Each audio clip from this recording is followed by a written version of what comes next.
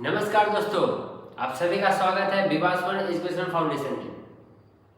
इससे पहले कि हम लोग वर्ल्ड हिस्ट्री का पहला और बहुत ही मजबूत लेक्चर स्टार्ट करें, आज हम समझेंगे एक वर्ड रेनेसांस के बारे में कि ये रेनेसांस है क्या, क्या यह अच्छे कामों के लिए यूज होते हैं, क्या यह नेगेटिव एस्पेक्ट में यूज होता है और भी बहुत कुछ। क्या किसी कंट्री में, किसी रीजन में या किसी स्टेट में रेनेसांस आना अच्छी बात है या नहीं, इनके साइड इफेक्ट क्या क्या होते हैं, आज हम लोग पहले इस वर्ड का एक्चुअल मतलब समझेंगे। रेनेसांस का एक्चुअल मतलब होता है अवेकनिंग।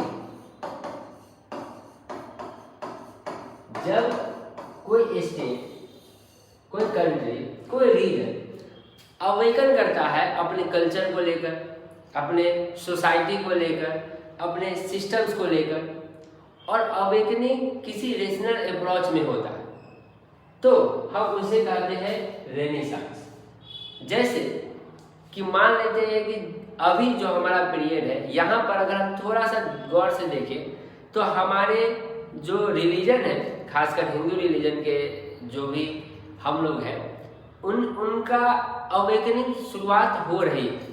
धीरे धीरे वो अपने धर्म के एस्पेक्ट को ले रहे हैं, उनके एग्जाम्पल्स को ले रहे हैं। अब पॉजिटिव वे में ले रहे हैं, नेगेटिव वे में ले रहे हैं, that is the different case. But हम लोगों ने अपने ट्रेडिशन को समझना शुरू किया। एक ऐसा ही अवेकनिंग हुआ था फ्रीडम मूवमेंट के दौरान भी, जिसके बारे में हम सभी लोग जानते हैं, जिसके कुछ महान हस्ती हुए, जैसे राजा राम मोहन राय और भी बहुत कुछ हुए, स्वामी विवेकानंद भी उन्हीं के पार्ट हुए। तो हमारे इस रेनेसांस का मतलब अवेकनिंग होता है। यह कल्चर रिलेटेड हो सकता है, यह सोशल एस्पेक्ट रिलेटेड हो सकता है, यह ट्रेडिशन रिलेटेड हो सकता है। लेकिन इस रेनेसांस की खासियत, बहुत इंपॉर्टेंट जो खासियत है, ये है कि यह जब भी होगी तब यह मॉडर्न अप्रोच के साथ होगी। तो आप जब भी रेनेसांस देखेंगे तो वहाँ ट्रेडिशन को तो मिलेगा ही मिलेगा, उस ट्रेडिशन के आगे आपको कुछ नया भी मिलेगा, उस मॉडर्न एस्पेक्ट को भी कनेक्टेड करते हुए चीजें हम लोग देखेंगे। जैसे अगर हम बात करें अभी फ्रीडम स्ट्रगल के दौरान जो रेनेसांस हुए, जिसमें बहुत सारे मूवमेंट हुआ, वहाँ पर बहुत सारे सोसाइटी का निर्माण हुआ, जैसे कि इस्कॉन सोसाइटी हो गया, जैसे कि स्वामी विवेकानंद ने भी अपना सोसाइटी शुरू किया, ठीक है, शारदा विद्यापीठ हो गया। इन सब सोसाइटी, ये सब रेनेसांस के फैक्टर है, जो पुराना ट्रेडिशन का तो यूज करते ही है, लेकिन साथ साथ मॉडर्न अप्रोच को भी लेके चलते हैं। तो आपको वहां पर थोड़ी सी ट्रेडिशनल सिस्टम में थोड़ी सी चेंज दिखती है, जो कभी कभी तो पॉजिटिव लेके आती है, लेकिन बाद में कभी कभी उसका नेगेटिव अप्रोच भी हो सकता है। ऐसा कोई फैक्ट नहीं है कि हम ये बोले तो उसका नेगेटिव एस्पेक्ट नहीं होगा। तो पहला, जब ये कल्चर सोशल अवेकनिंग होगा तो वो मॉडर्न अप्रोच के साथ होगा रेनेसांस के दौरान। और इस मॉडर्न अप्रोच में जो एक चीज आपको हमेशा ही दिखेंगे, तो कुछ ग्रेटेस्ट पर्सन दिखेंगे जिन्होंने इसमें बहुत एफर्ट लगाया। ग्रेटेस्ट पर्सन हुए या ग्रेटेस्ट पर्सनालिटी आपको दिखेंगे जो बहुत बड़ा रीजन बने इस एस्पेक्ट को लेके चलने का। तो कभी भी रेनेसांस होगी तो आपको ये दो चीजें जरूर देखने को मिलेंगी, आप ये देखेंगे। इसके बाद हमारा पॉइंट ये है कि क्या रेनेसांस होने से अच्छा किसी सोसाइटी में सही होता है या गलत होता है। तो अब यहाँ ध्यान दें कि रेनेसांस होने से अच्छा होता है, बुरा होता है, क्या होता है, वो तो बाद की बात है। सबसे पहला ये डिसाइड करता है कि क्यों रेनेसांस का कारण क्या है। इस रेनेसांस होने का कारण क्या है।